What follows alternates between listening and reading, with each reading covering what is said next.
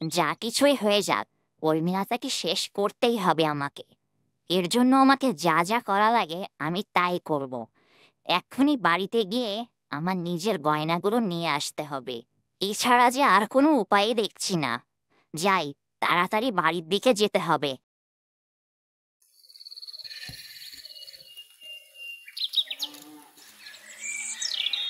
কবিতা, ও কবিতা মা, এই যে কবিতা, তোর মা কোথায় রে? দেখছি না যে। বাবা, তুমি এসেছো? বাবা, মা তো আমার পাশেই শুয়েছিল। দেখো, হয়তো ঘরের বাইরে আছে। না, আমি সারা বাড়ি খুঁজে এসেছি, কোথাও তোর মাকে দেখলাম না।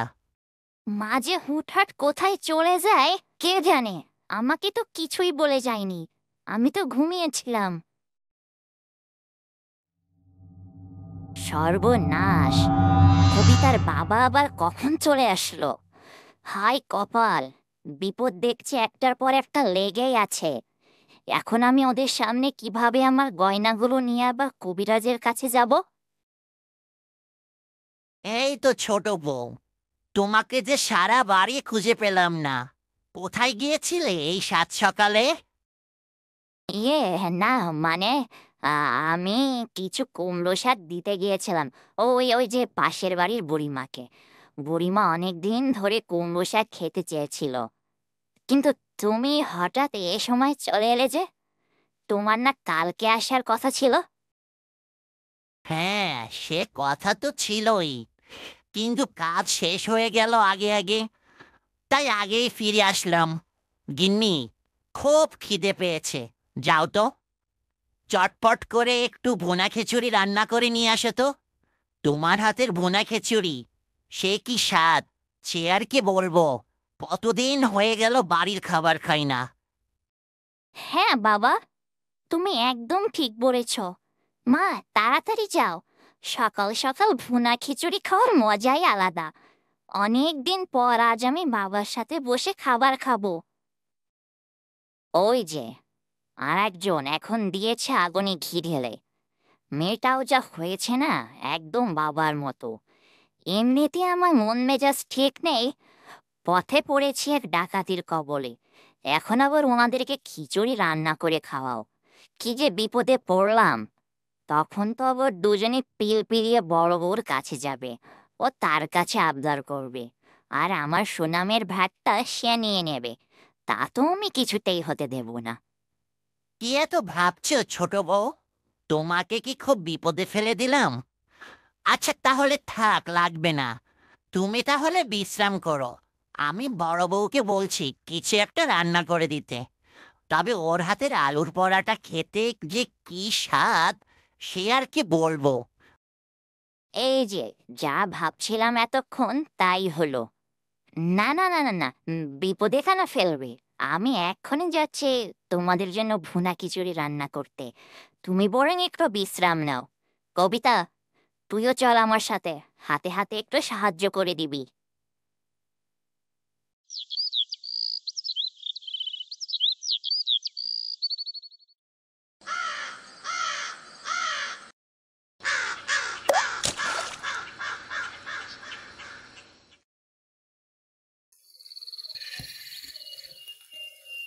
কি আর কতদিন লাগবে আমার এই মানুষ ফিরে পেতে? আমার যে এই জীবন আর ভালো লাগছে না। কবে যে মায়ের কাছে একটু ছুটে যেতে পারবো? মনটা যে বড় উতলা হয়ে আছে। এই অভিশপ্ত জীবন থেকে আমি মুক্তি চাই, মুক্তি চাই। যদি আমার মুক্তি না মেলে, তাহলে আমি আর এই জীবন রাখতে চাই না। আমার মরণও হয় না। কলমিলতা, তুমি এসব কি বলছো? হঠাৎ করে এত ভেঙে কেন পড়ছো? তোমাকে যে আরো ধৈর্য ধারণ করতে হবে। আর মাত্র 3 দিন বাকি।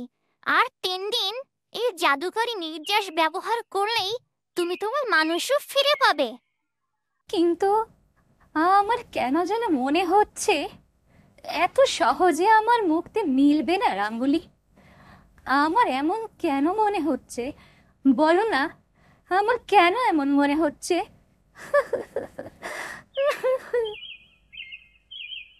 না কর্মীলতা, এগুলো শুধু তোমার একটা মনের ভয় মাত্র, আর কিছুই না। তুমি এসব খারাপ চিন্তা করো না তো। দয়া করে একটু শান্ত হও কর্মীলতা, শান্ত হও। এখন যে তোমার ধৈর্য ধারণ করা খুব দরকার। তোমার জীবন যে আর পাঁচটা সাধারণ মানুষের মতো স্বাভাবিক নয়। তোমাকে যে সামনে আরো যে কোনো কঠিন পথ পাড়ি দেয়া লাগতে পারে। খনি মাঝপথে তুমি ভেঙে পড়লে চলবে না কর্মীলতা, চলবে না। তোমাকে যে এমন হতাশা মানায় না কর্মীলতা। ধৈর্য ধারণ করো, দেখবে সব কিছু ভালোই হবে। আর কত, আর কত, আমাকে বলো রঙ্গুলি। আমারও যে একটা মানুষের আত্মা, আর যে আমি নিতে পারছি না। বছরের পর বছর এভাবে এই নির্জন জঙ্গলে কলমি গাছ হয়ে যে আমি আর জীবন কাটাতে পারছি না। আমি যে বড় ক্লান্ত। কর্মীলতা, তুমি খুব দ্রুতই তোমার এই অভিশপ্ত জীবন থেকে মুক্তি পেতে চলেছ। দয়া করে কথা শোনো। তোমার কথায় যেন সত্যি হয় বন্ধু। আজ তুমি যদি না থাকতে, কে আমার এই মনের জোর জগাতো, কে আমাকে আশার আলো দেখাতো। আমি যে দিনে দিনে বড় ঋণী হয়ে যাচ্ছি তোমার কাছে। না কর্মীলতা, আমি তোমাকে আর কিবাই সাহায্য করতে পেরেছি। তোমার জন্য যা আমি করতে পারছি, তুমি এগুলো পাওয়ার যোগ্য। এছাড়া আর কিছুই না। আর তাছাড়া এখন তো তোমার পাশে শুধু আমি না, জমিদার পুত্র সূর্যও আছে। আমরা সবাই মিলে তোমাকে ঠিকই মানুষ রূপে ফিরিয়ে আনার জন্য সর্বোচ্চ চেষ্টা করব।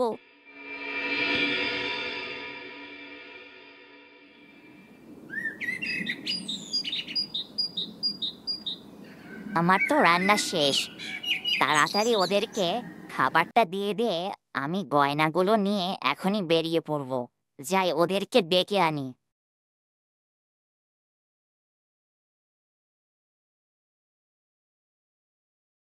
আমার খিচুড়ি রান্না শেষ, তোমরা খাবার ঘরে যাও। আমি তোমাদের জন্য খাবার বেড়ে রেখে এসেছি। হ্যাঁ, আমরা তাই ঘ্রাণেই বুঝে গিয়েছি যে তোমার রান্না শেষ। তুমিও চলো না, আমাদের সাথে খেতে বসবে একসাথে আজ। না না না না না, তোমরা যাও। আমি একটু বিশ্রাম নেব এখন। আমি পরে ঠিক খেয়ে নেব। এরপর রতন আর কবিতা খাবার খেতে চলে গেল। আর এদিকে ছোট বউ তার গয়নাগুলো সিন্দুক থেকে বের করলো। আমার এতদিনের তিল তিল করে গড়া গয়নাগুলো আজ আমার হাত থেকে চলে যাবে। কি আর করার, ওই শয়তান ডাকাতটার জন্যই তো আজ এই অবস্থা। ওর থেকে যে উদয় হলো, আর আমার সব গয়নাগুলো নিয়ে চলে গেল। এখন আমার এই গয়নাগুলো হারাতে হবে। কলমিলতা, তোকে আমি ছাড়বো না। তোকে এর ফল ভোগ করতেই হবে, করতেই হবে। তোকে শেষ করা না পর্যন্ত আমার শান্তি হবে না।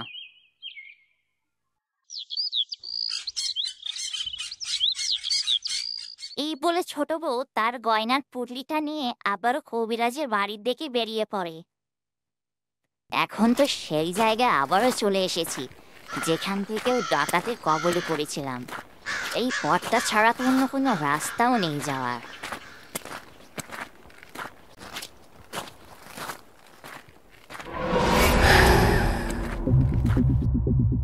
আরে, আবারও বুঝি ওই পুটলি ভর্তি সোনা নিয়ে এসেছিস?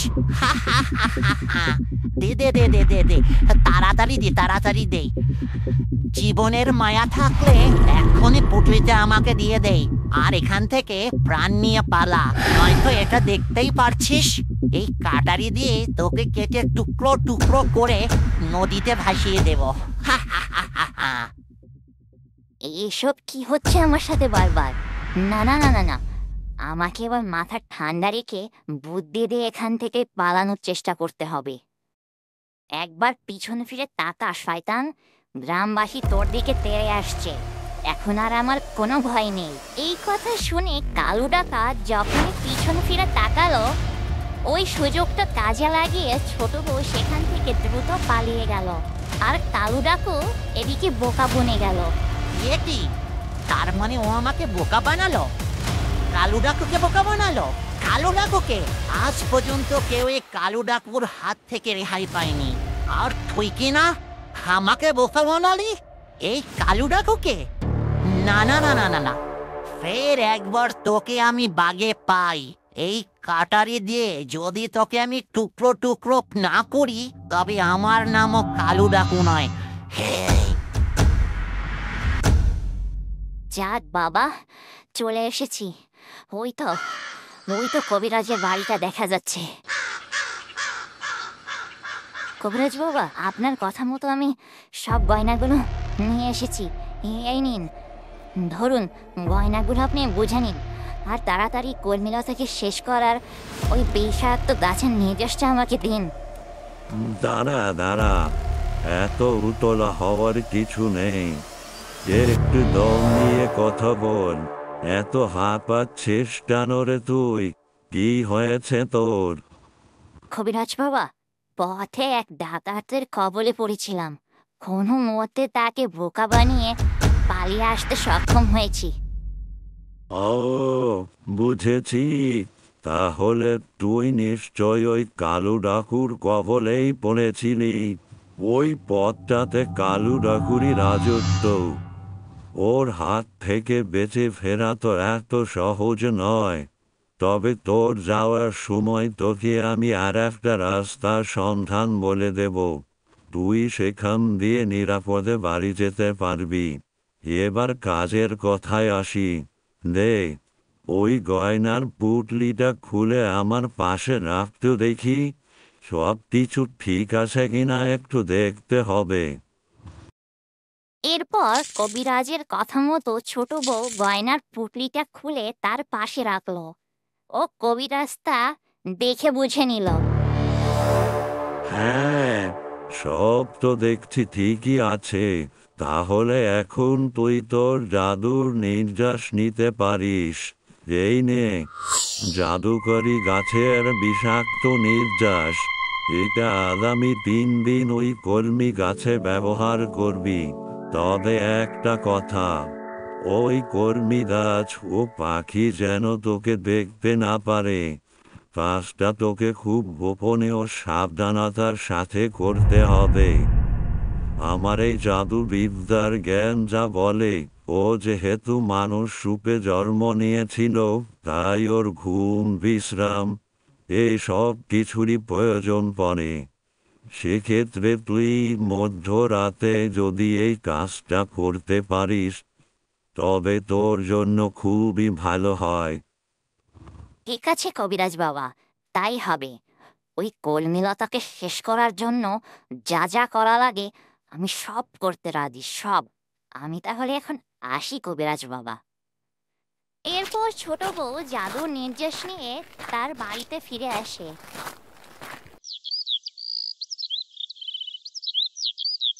বহু কষ্টের পর জাদুর এই নির্যাস এখন আমার হাতে। আর মাত্র 3 দিন বাকি। কর্মীলতা, তারপর যে তুই চিরতরে নিশ্চিহ্ন হয়ে যাবে পৃথিবী থেকে। মনে হলো কারো পায়ের আওয়াজ পেলাম, কেউ হয়তো এদিকেই আসছে। বোতলটা আমাকে এক্ষুনি আলমারিতে লুকিয়ে ফেলতে হবে, যাতে হঠাৎ করে কারো চোখে না পড়ে যায়।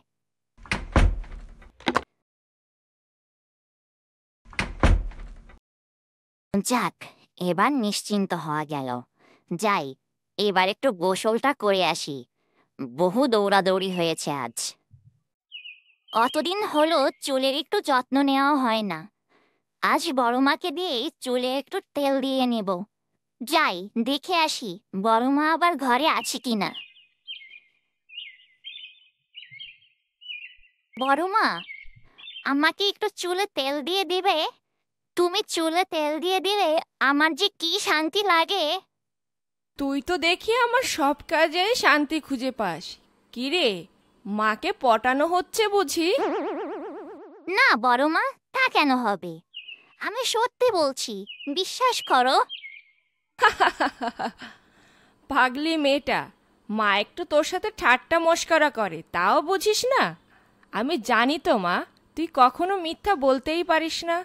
কিন্তু কবিতা, আমার তেলটা যে শেষ হয়ে গেছে রে মা। তুই তোর ঘর থেকে তেলটা গিয়ে নিয়ে না একটু। তেলটা যে ফুরিয়ে গেছে, তোর বাবাকে যে আনতে বলবো সে কথা আমি একদম ভুলে গেছি রে। ঠিক আছে মা, এটা কোনো ব্যাপার না। আমি এক্ষুনি গিয়ে মায়ের তেলটা নিয়ে আসছি।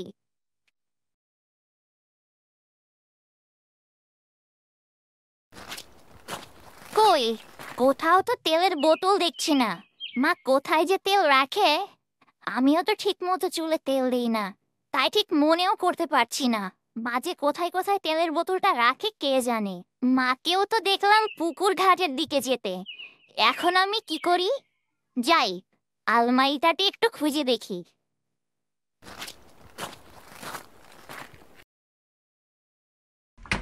আরে, এই তো একটা বোতল। দেখি তো তেলের বোতলই মনে হচ্ছে, কিন্তু মা তো এই তেলটা আগে কখনোই ব্যবহার করতো না। সে যাই হোক, বাবাকে দিয়ে হয়তো বা শহর থেকে আজ আনিয়েছে। ভালোই হবে হয়তো। যাই, তেলটা নিয়ে এখনই বড় মায়ের ঘরে যাই। সর্বনাশ, আমি কিছু সময় ঘরে ছিলাম না, আর তাতেই এত কিছু হয়ে গেল। এক্ষুনি কবিতাকে থামাতে হবে, ওর থেকে বোতলটা আমাকে নিতেই হবে।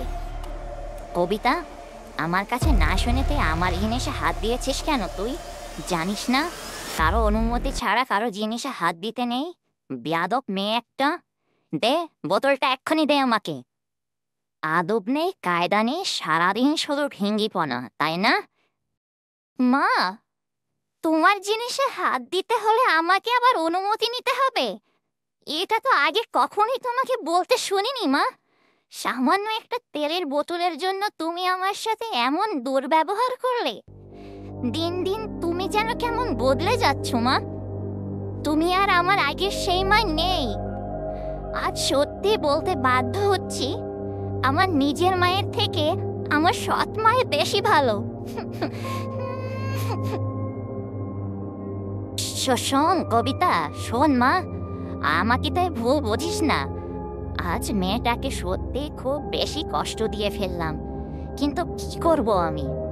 এই জাদুর নির্যাস যে ওর জন্য ক্ষতিকর। যদি আমার মেয়েটার আজ কিছু হয়ে যেত, আমার যেভাবেই হোক ওর অভিমান যে ভাঙাতেই হবে। তা না হলে মেয়েটা আমার খুব অভিমান করে বসে থাকবে। আমি যে মহা বিপদে পড়ে গেছি। এত দিক যে আমি কি করে সামলাবো? আজ আমার মেয়ে আমার চোখে চোখ রেখে বলে গেল তার আপন মায়ের থেকে তার সৎ মাই বেশি ভালো। এটা যে আমার জন্য কতটা ব্যর্থতার। তবে এর জন্য দায়ী তুই কলমেলতা, তুই। দাঁড়া, আমি আসছি তোকে শেষ করার এই মরণ বিষ নিয়ে।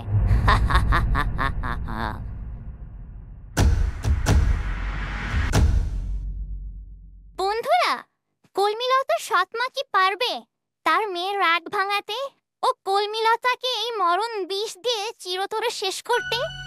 দেখতে হলে চোখ রাখো গল্পঝুলিতে।